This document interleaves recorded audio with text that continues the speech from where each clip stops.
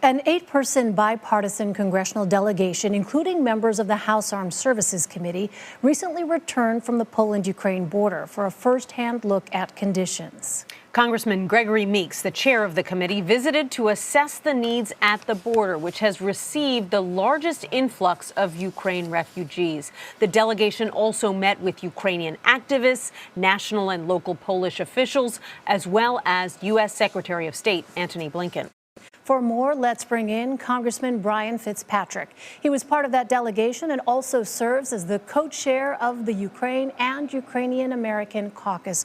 Congressman, welcome to the program. Thanks very much for being with us. You've talked publicly about the fact that what's happening in Ukraine is deeply personal to you. Explain why that's the case and tell us what you saw during your visit to the Poland-Ukraine border.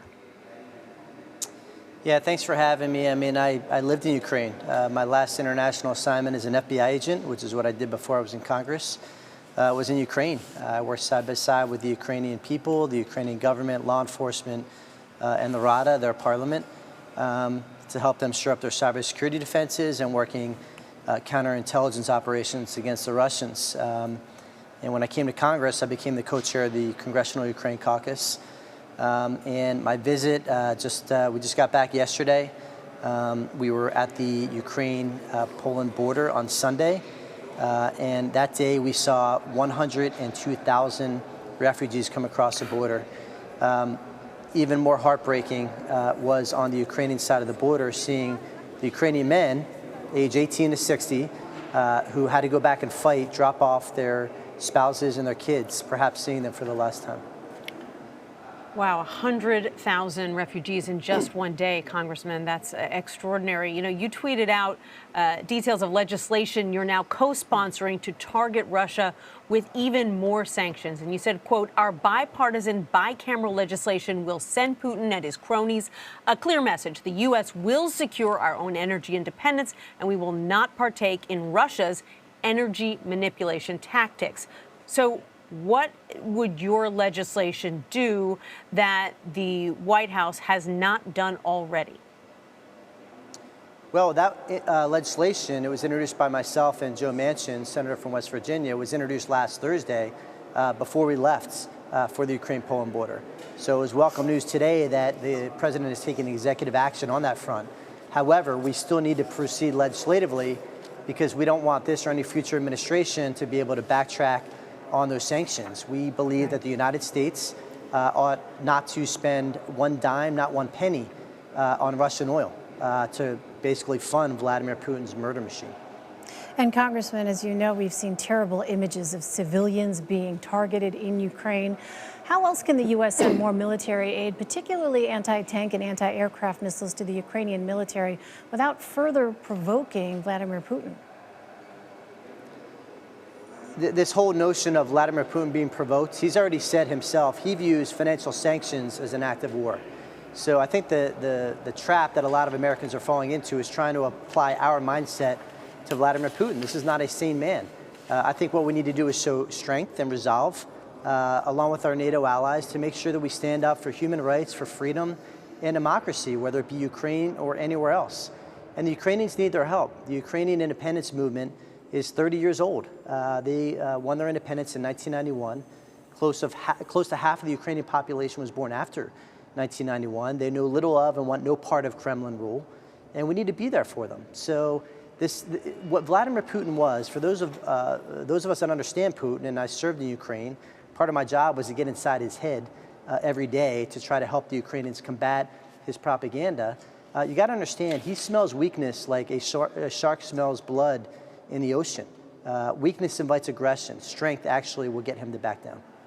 So, Congressman, get inside his head for us and tell us what you think he would do if NATO were to impose a no-fly zone over the country, or even a limited no-fly zone over humanitarian escape routes, as some foreign policy experts are now proposing. Yeah, well, there's two types of no-fly zones. First of all, there's a NATO military no-fly zone, and then there's a UN humanitarian no-fly zone. The International Red Cross, to my knowledge, the only NGO that's protected by the Geneva Convention, can't even get inside Ukraine to protect these innocent civilians because Vladimir Putin is dropping bombs on the civilian humanitarian pathways. That is unacceptable. So there are a number of ways you can enforce a no-fly zone. There seems to be a lot of conflation out there that somehow a no-fly zone is tantamount to kinetic strikes. That's not necessarily the case. Every single fighter jet has thousands of semiconductors. Every semiconductor emits what we call beacons or signals that can be jammed through EMP, electromagnetic pulse, cyber, sonar and radar capabilities to jam their comms and therefore ground aircraft. So there's a lot of education that I think needs to occur for people to make an accurate assessment on what makes sense and what doesn't make sense. Because the bottom line, we have to protect these Ukrainian people. They are a young nation, they're 30 years old. We were a young nation at one point. They're struggling for their independence, and they need other freedom-loving democracies to have their back right now. So over the weekend, Ukraine's President Volodymyr Zelensky pleaded with lawmakers on a conference call on Saturday for more help. What can you tell us about that, Congressman? Yeah, I spoke directly to Vladimir Zelensky, and he told us exactly what he needs. Obviously, he needs assistance in the air. That was priority 1 through 5 for him. If he can't have a no-fly zone, what he's asking for is we provide him with the military assistance in the air. Javelins that we've been providing are anti-tank.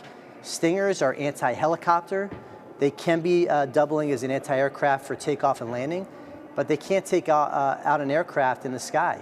Only the S-300s that many of the neighboring countries have that are willing to give to him, by the way, Bulgaria, Croatia, Slovakia, and Romania have those devices they want to give them. The Polish have the MiGs. They said today they want to give them to Ukraine. And of course, the Turks have the drones that are so important. So everybody needs to play their role here. But if we're not going to send him direct military assistance in terms of troops, the least we can do is give him the equipment he needs to protect him and his people, and especially the humanitarian workers who are trying to get people out to safety. Congressman Brian Fitzpatrick, we thank you for your service to the U.S. in Ukraine, and thank you for coming to talk to us today. We appreciate it. You bet.